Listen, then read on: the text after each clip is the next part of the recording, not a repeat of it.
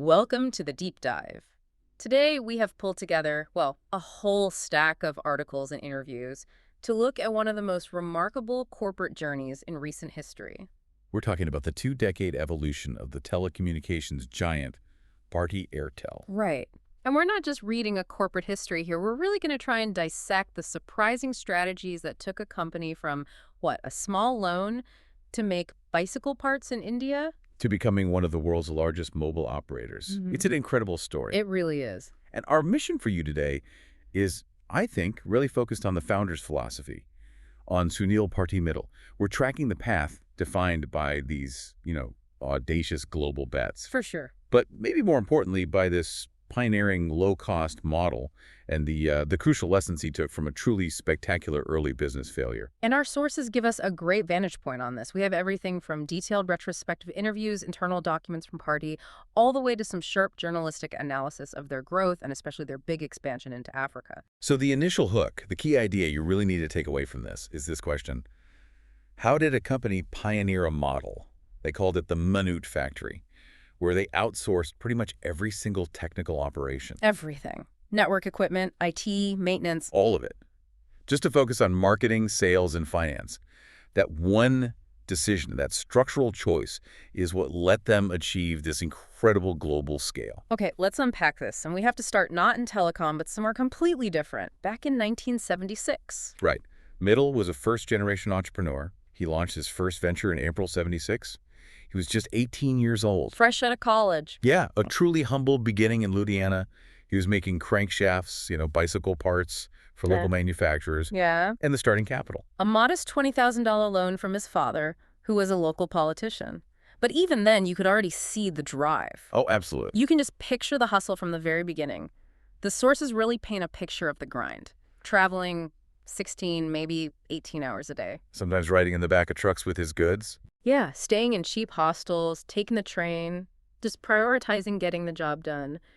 That kind of perseverance, it really defines those first few years. It was a masterclass in just being resourceful. And that early grind, it quickly led to a really critical pivot for him towards importing. Right, in the early 1980s, the Bharti Overseas Trading Company, or BOTC. Exactly. And this is where he finds his first real success. He started importing portable electric power generators, mostly from Suzuki in Japan. And here's where it gets really interesting, because those generators were like gold. India had these constant, severe power deficits, so these things were hot items. Sales just exploded. This young guy is suddenly running a really successful company. Yeah. But that growth was, let's say it was built on a political razor's edge. And that edge cut deep in 1983. It did. The Indian government imposed a sudden, pretty devastating ban on generator imports. The idea was to promote domestic production. So Mittal's entire business, which was built on these imported goods, It collapsed overnight. Everything just stopped. that is the ultimate gut punch for an entrepreneur. Your whole venture just wiped out by a regulatory change you have zero control over. But what's so fascinating here is how he processed that failure. Yeah. He didn't just lose money. He gained this crucial insight that, relying only on imports in that environment was just fundamentally insecure. The lesson was, build it yourself. Build it yourself, be flexible, and look for fields that government policy might actually favor, not shut down. And that realization is what pushed him directly into telecom. So out of that massive 1983 collapse, the next big idea is born. He saw what was happening abroad. People were moving away from those old, bulky rotary phones to push-button sets. He saw them in Taiwan. Right, he was importing from a company called KingTel at first, and then he got a technical tie-up with Siemens AG. He correctly identified this huge technology gap in India. I mean, we were still twisting those old rotary dials while the rest of the world had speed dial. So in 1984, he starts assembling those push-button phones in India. He called the first one Mitbrow. This was his first step into manufacturing, applying that lesson from '83. And that built momentum. The real payoff came about a decade later in 1995 with the launch of Bharti Cellular Limited BCL. And the brand we all know, Airtel in Delhi. But the government license he got in '94, it required that he have operator experience. So he had to partner with the French telecom giant Vivendi just to get the thing off the ground. And this is the real strategic turning point, isn't it? This is everything. They realized that to scale in a low-income, high-volume market like India, they just couldn't afford the traditional telecom model of massive capital expenditure on infrastructure. So they decided, we're not going to own the hard infrastructure. They outsourced almost every technical aspect, the network, maintenance, IT, to players like Ericsson, Nokia, Huawei. Their own team just focused entirely on the customer. Yeah. Marketing, sales, and finance. And that is the birth of the Minute Factory. And what made this so revolutionary was the financing deal they struck. Yes. Our sources really highlight the surprising fact that a major partner, Ericsson, agreed to a radically new payment model. So instead of a huge lump sum for all the equipment up front. Exactly. They agreed to be paid by the minute of usage on the network. By the minute. That's the secret sauce. That's it. That shift completely transformed the economics. It changed a huge, risky capital expenditure, or CapEx, into a variable operating expense. So their upfront costs were low, which let them expand the network fast and offer really low call rates, like 1 rupee a minute sometimes. And that fueled the high-volume model they needed for India. Yeah. That decision was just so disruptive to the established Western telcos who always built and owned everything. Like it's called reverse outsourcing, right? And it became this huge case study at Harvard Business School by 2006. They had fundamentally cracked the code on how to make telecom profitable in emerging markets. And while all this was happening, they were hitting huge milestones. Their first operation outside Delhi was just a year later, 1996. By 2002, they were the first private operator to cross 2 million subscribers. And they had great market intuition, too. Beyond just the network, they had campaigns like The Power to Keep in Touch, and they launched these innovations that just defined the market. Like Hello Tunes, the collar ringback tone in 2004, that was huge. A massive commercial success. At a lifetime prepaid card in 2005, you paid 999 rupees once and could receive calls for life. They were building a relationship, not just selling minutes. So India is humming along beautifully. The Minute Factory is a huge success. But Mittal was thinking bigger, which brings us to the next phase, the perilous safari into Africa. The global ambition was always there. It actually started with failed attempts to buy South Africa's MTN group in 2008 and 2009. Those talks collapsed over issues of control and some complex listing rules in India, right? Right, but failing to buy MTN didn't kill the aspiration. So the big one finally came in 2010. Bharti Airtel acquired Zain Telecom's African operations, spanning 15 countries for a staggering $10.7 billion. I mean, let's just pause on that figure. $10.7 billion. It was India's second biggest overseas acquisition at the time. But think about it. Their whole strategy in India was built on minimizing capital spending, on avoiding huge debt. Exactly. Given that the whole Minute Factory idea was about low CapEx, wasn't taking on that massive debt load to buy Zain almost, antithetical to their successful model, how did they justify that? Well, they believed their operational genius, the Minute Factory model, could be exported. They thought they could apply it successfully to Africa, another continent with low penetration and high volume potential. They were aiming for 100 million subscribers by 2013. Right, so they rationalized the debt by expecting their operating model to quickly slash costs and grow market share. But the terrain in Africa was much more complex than just India. Far more. Mittal actually admitted later in 2017 that rushing into Africa was his biggest regret. He said the challenges, the debt, dealing with 15 different regulatory bodies, the competition, it all drained energy and cash from their home market. But despite those difficulties, they proved incredibly resilient. They expanded to 17 countries, becoming the largest operator in Africa by geographical presence. And they showed serious execution muscle. The launch in Rwanda in 2012, for example, took just 83 days. That was the fastest greenfield launch in sub-Saharan Africa. They also made smart acquisitions like Warid in Uganda and Congo-Brazzaville in 2013, which made them the biggest operator there. They did eventually cross that 50 million customer mark across the continent. And their brand building was perfectly targeted.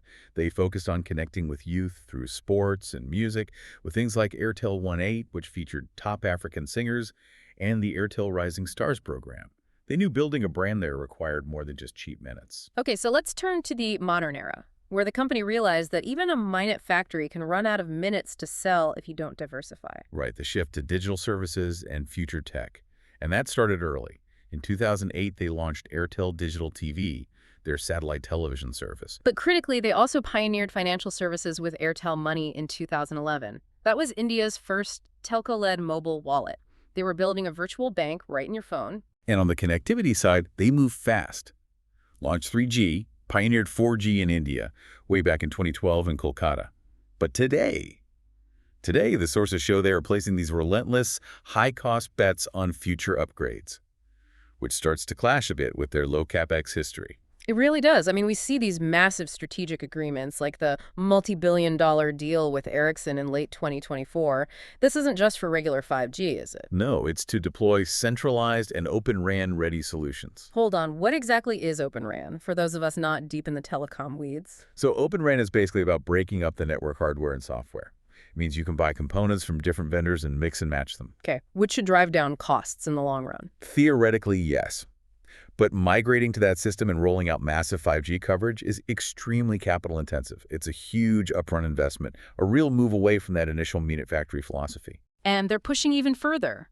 They completed India's first 5G Cloud RAN trial with Nokia, getting speeds over 1.2 Gbps. They're partnering with Google Cloud for generative AI solutions for businesses. And taking that global ambition literally into space, they signed a strategic agreement with SpaceX's Starlink in early 2025 to explore offering satellite internet in India. These aren't low-cost minutes anymore. These are high-tech, high ARPU, average revenue per user premium data services, which sets up this final tension in their story. It really does. But before we get to that, we absolutely have to talk about the fifth part of their identity, something Mittal has championed personally: social impact through the Bharti Foundation. The philanthropic arm is extensive and it's strategic, mostly focused on education. They established the Bharti School of Telecommunication Technology at IIT Delhi back in 2006. And their flagship is the Sati Bharti School program, right? Yes, providing free quality education to underprivileged kids with a real focus on the girl child. It's reached over 40,000 children in more than 250 schools in rural India. And they've taken on really complex social justice issues, too. Naya Bharti, launched in 2015, provides legal and financial aid to underprivileged under trials. People just languishing in jail for minor offenses because they can't afford bail. It's a unique corporate initiative. There's also a big infrastructure commitment that ties back to the founders' roots. The Satya Bharti Abhiyan from 2014 committed up to 100 crore just for sanitation facilities in rural Ludhiana, right where he started his bicycle parts business. It shows a real commitment to that community. Definitely. So if we look back over this whole journey from that mid-70s bicycle hustle to 5G and AI partnerships in 2025, the key takeaway for me is this ability to turn a devastating setback into a structural advantage. Absolutely. Airtel's success really stems from turning these huge obstacles, the '83 import ban, the debt from the Zain deal, the price wars in India, into these strategic turning points by just constantly innovating the business model itself. We've seen that the boldest move wasn't the big, flashy acquisition. No, it was the quiet structural innovation, the minute factory. That changed the entire financial playbook for the global telecom industry. That flexibility, that ability to pivot, that's the real lesson from that early failure. So here's a final provocative thought for you to chew on, and it relates directly to the path they are on right now. Okay. The company built its entire reputation on massive scale and low-cost efficiency, democratizing the minute for billions of people. All right, that was their identity. But now they are investing heavily in premium, high capex services. We're talking 5G, fiber, specialized AI, satellite internet with Starlink. What challenges will a company like that face as it tries to reconcile its powerful history as a low-cost minutes factory with its future as a provider of high-tech, premium digital services?